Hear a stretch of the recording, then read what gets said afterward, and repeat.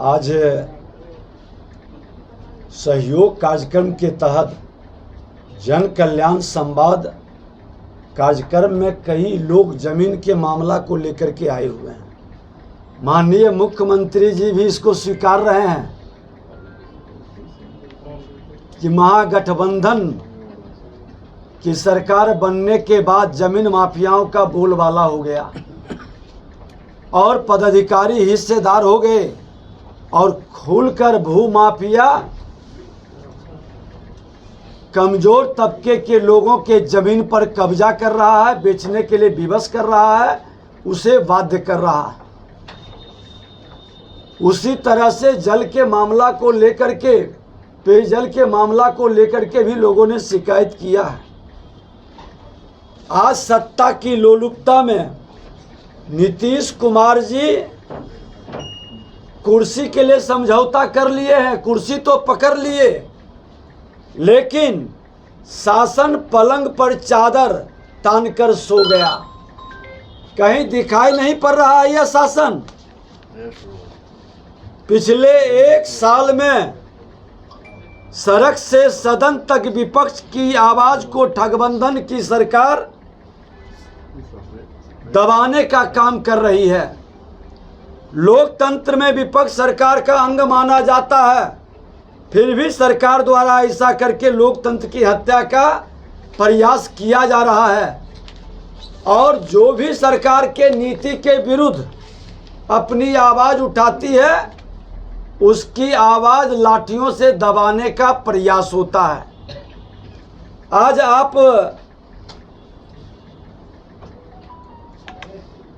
देखें कि आरजेडी साल भर की इनकी बड़ी उपलब्धि क्या है। आरजेडी कोटे के मंत्रियों को नीतीश कुमार ने बेइज्जत करने का काम किया, ये बड़ी उपलब्धि है इनकी। खास करके कृषि मंत्री सुधाकर जी का, शिक्षा मंत्री का और कई मंत्री को नीतीश कुमार जी अपमानित किए, ये आरजेडी की उपलब्धि है। शिक्षकों को धोखा दिया,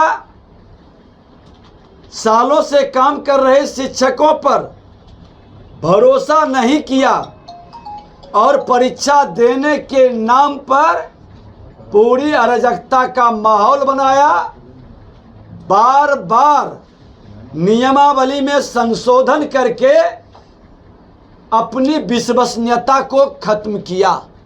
शैक्षणिक अराजकता का वातावरण बनाया, ये इनकी सबसे बड़ी उपलब्धि साल भर की है। बेरोजगार नौजवानों को ठगने का काम पहली कैबिनेट में पहली कलम से 10 लाख को नौकरी देने का वादा तेजस्वी जी का हवा निकल गया। साल भर की उपलब्धि में 10 लाख की नौकरी का हिसाब देना चाहिए सरकार को। जो एनडीए के समय में हमने नियुक्ति का वातावरण बनाया था, वह नियुक्ति भी पूरा नहीं कर पाए। ये सबसे बड़ा झूठ और फ्रॉड का, राजनीतिक फ्रॉड का माहौल बिहार के अंदर बनाया गया। सत्ता लोलुपता के लिए इस तरह का वादा इनकी सबसे बड़ी उपलब्धि रही। और नौकरी मांगने वाले को नौकरी और नियुक्ति में घोटाला के विरुद्ध वेतन, समान काम के समान वेतन का साल भर में उपलब्धि रहा कि उनको लाठियों से स्वागत किया गया, लाठियों की बौछार की गई उनके ऊपर। साल वाला 1717 करोड़ अगवानी सुल्तानगंज पुल पानी में बह गया, जिसकी जिम्मेवारी तय करके कार्रवाई होनी चाहिए, उसको प्रमोशन मिल जाता है, वैसे पदाधिकारी को मनोनुकूल जगह मिलता है। ये इनकी सबसे बड़ी उपलब्धि रही। स्वास्थ्य विभाग किस तरह से लाचार, बेबस और अराजकता का शिकार है। ऑडिटर का रिपोर्ट 1600 करोड़ से ज़्यादा एम्बुलेंस घोटाला और कोरोना काल के बाद किस तरह से वैसे जो ब्लैक लिस्टेड होना चाहिए उसको फिर से दोबारा काम का अवसर मिला। ये इनकी उपलब्धि रही है। अपराध के ग्राफ में भारी वृद्धि है। आज 5000 से ज़्यादा लोगों को गोली मारा गया, साल भर की उपलब्धि है।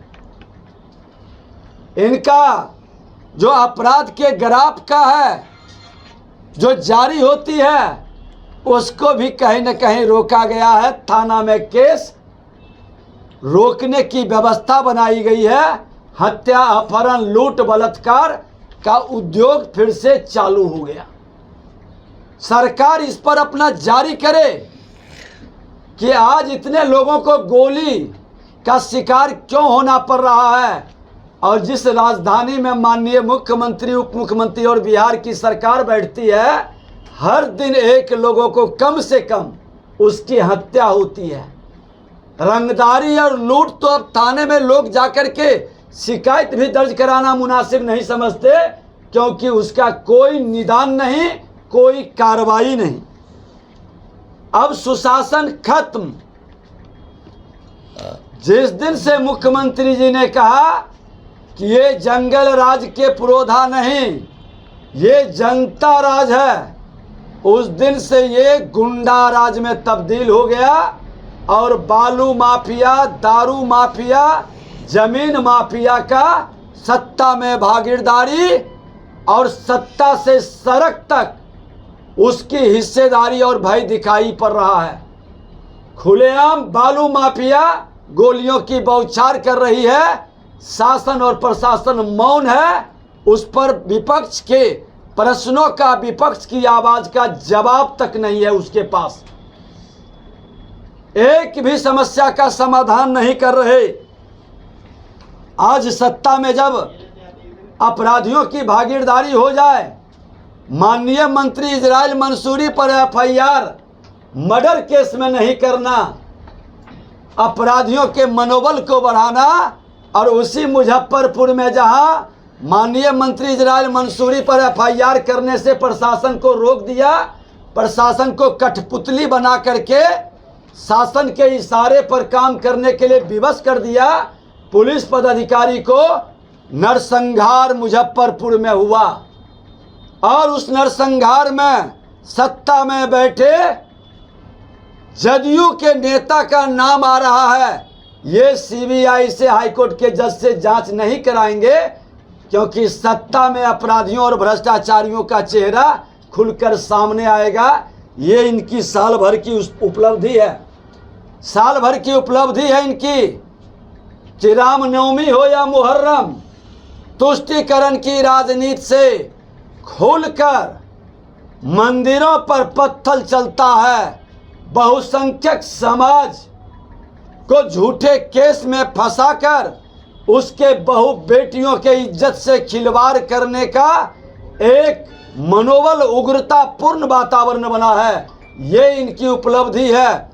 आज क्या कारण है बिहार शरीफ और सासाराम के दंगा का रिपोर्ट का सार्वजनिक नहीं किया जाना? दरभंगा में दलित पासवान, सामुदायिक पासवान, गणेश पासवान, संभवतः गणेश पासवान नाम है, उनके लाश पर पेशाब किया जाता है। लाठियों से बौछार करके श्मशान से उसको लाश को फेंस कर तजिया का झंडा गड़ता है। ये इनकी सबसे बड़ी उपलब्धि है। ये मनोबल बढ़ाए हैं और इस तरह का खेल इनके द्वारा जो किया गया है।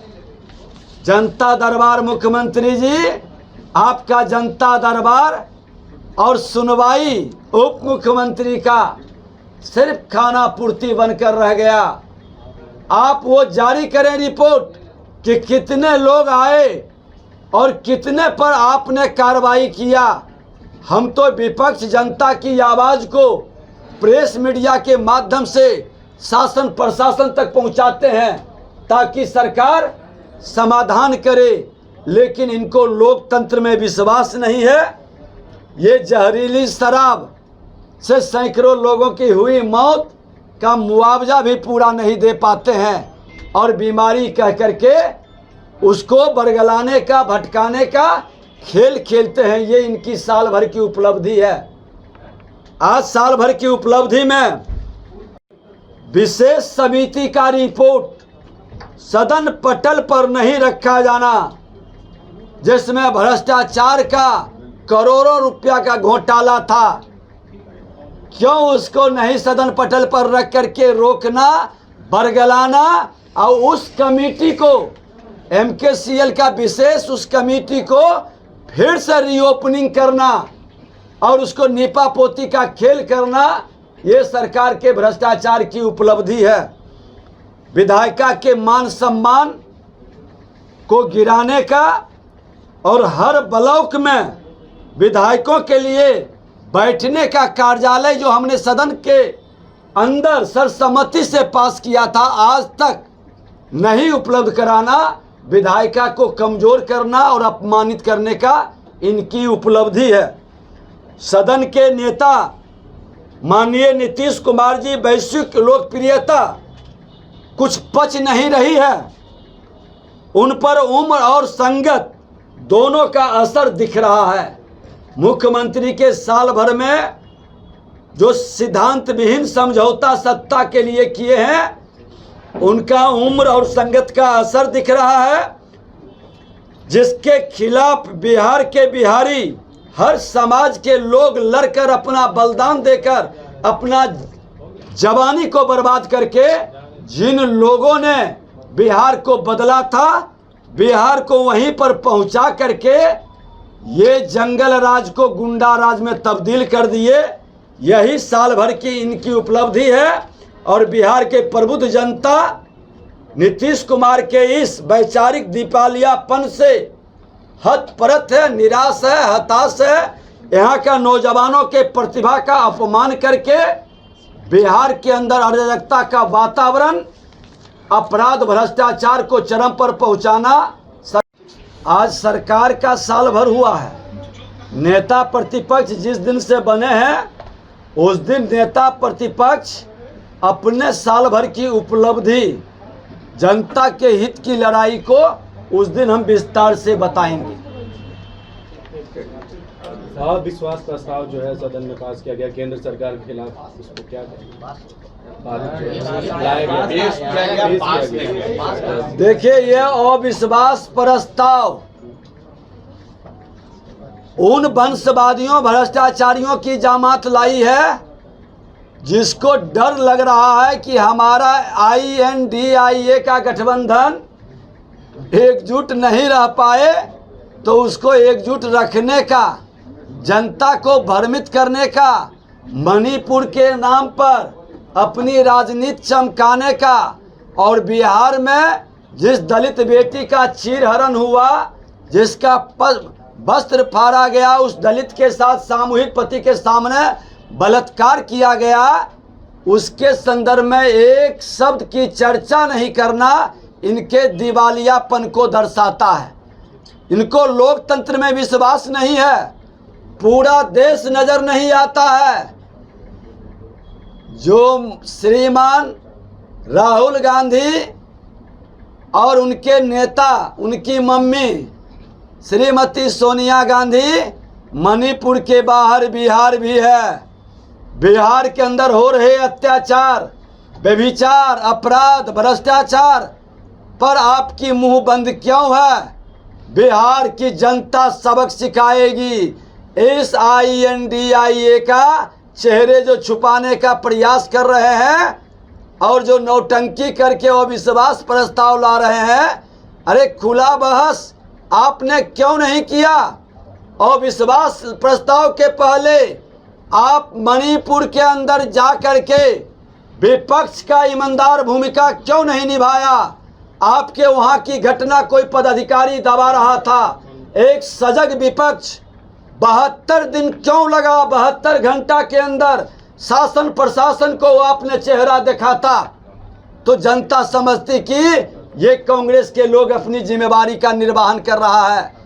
आपको विपक्ष की भूमिका नहीं निभानी है। सरकार के खामी कमी को सुधारने की बजाय आपको सिर्फ राजनीति करनी है, और उस राजनीति में एक खास समुदाय के तुष्टीकरण की भाव से बिहार की उपेक्षा करना आपको महंगा पड़ेगा। अगर ये वीडियो पसंद आई और वह बिहार के राजनीति और बिहारियत से सरोकार रखेनी तो सब्सक्राइब बटन दबा के चैनल के सब्सक्राइब कर ली। ओजे एगो घंटी बा, ओकरा बटन दबा देला से कुल सटीक और मारक खबर रुआ मुफ्त में मिल जाई। अगर रुआ पत्रकारिता के हमनी के नया प्रयोग में सहयोग कर चाहतानी तो ज्वाइन बटन दबा दी। पेटीएम नंबर नोट कर ली 9386816700। धन्यवाद।